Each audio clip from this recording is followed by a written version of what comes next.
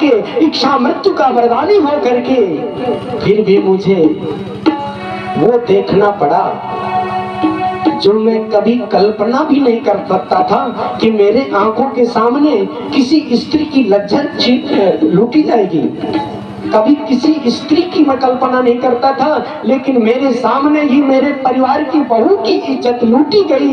लेकिन वो थोड़ी सी व्यवस्था, थोड़े से भोजन के कारण मैं अपना मुंह ना खोल सका।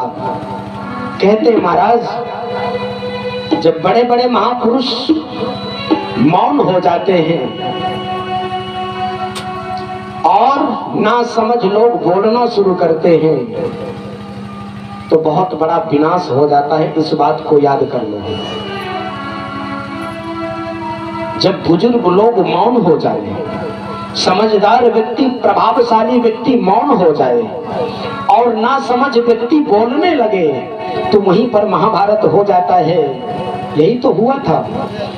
पितामह भीष्म जैसे, महाराज द्रोणाचार्य, गुरुदेव द्रोणाचार्य जैसे, कृपाचार्य जैसे, महाराज धर्मात्मा विदुर जैसे संत दुर्योधन की सभा में बोलना का अधिकार नहीं प्राप्त किए थे। जो दुर्योधन कहेगा, जो सुविधा चाहिए, जो खाना चाहिए सब मिलेगा, लेकिन तुम्हें मेरे अनुसार चलना पड़ेगा। और पांडवों की तरफ क्या है कि जो पितामह भीष्म कहेंगे, जो काका विदुर कहेंगे, जो गुरुदेव द्रोणाचार्य कहेंगे, जो कृपाचार्य महाराज कहेंगे, उसके अनुसार पांडव चलते हैं। और दुर्योधन का व्यवहार, जो दुर्योधन कहता है उसके अनुसार उन्हें भी चलना पड़ेगा। श्रेष्ठ पुरुषों को चलना पड़ेगा। इसलिए महाराज, ये संसार में आए हो तो अपने आश्रित रहना, स्वावलंबी बनना। किसी के आश्रित हो करके तुम आप धर्म का निर्वहन नहीं कर सकते हो। गोस्वामी जी महाराज कहते हैं, भक्ति स्वतंत्र, यदि भक्ति करना है तो स्वतंत्रता की बहुत जरूरत है। पता चला किसी के यहाँ पड़े हो तो जब तुम्हें भूख लगी है तो भोजन नहीं मिलेगा, जब तुम्हें भूख नहीं है तब उस भोजन करना पड़ेगा, जब तुम्हें आंखें बंद करके भजन करना है तब वो कहेगा कि चलो भोजन करो। भोजन करने के लिए यानी अपने अनुसार तुम अपना धर्म का निर्वहन नहीं कर सकते हो।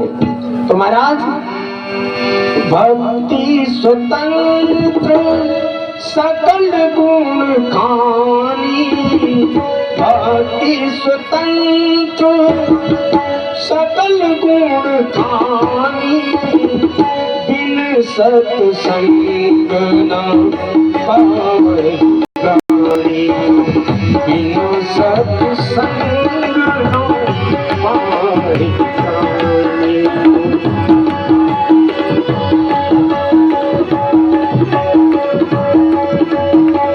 भक्ति स्वतंत्र सकल गुण खानी, भक्ति स्वतंत्र सकल गुण खानी, सकल गुण खानी, बिन सत्संग न पावै प्राणी, बिन सत्संग न पावै प्राणी।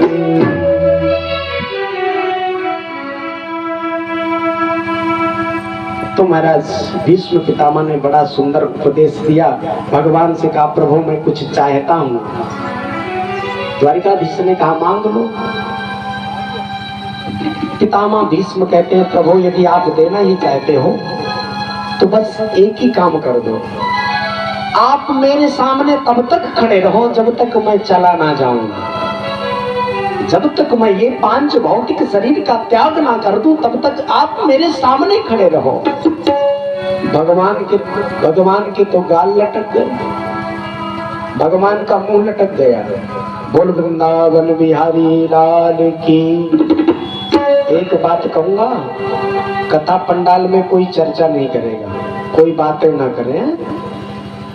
थोड़ी देर बैठे रहो और थोड़ी देर और बैठे रहो, इसके बाद कथा का समापन होगा, फिर चले जाऊंगा। यहाँ से जाओगे तो मुझे पता है कि तुम गपशप ही करोगे, भगवान का माला सरकाने नहीं जा रहे हो, थोड़ी देर और बैठ करके थोड़ी सुन लो।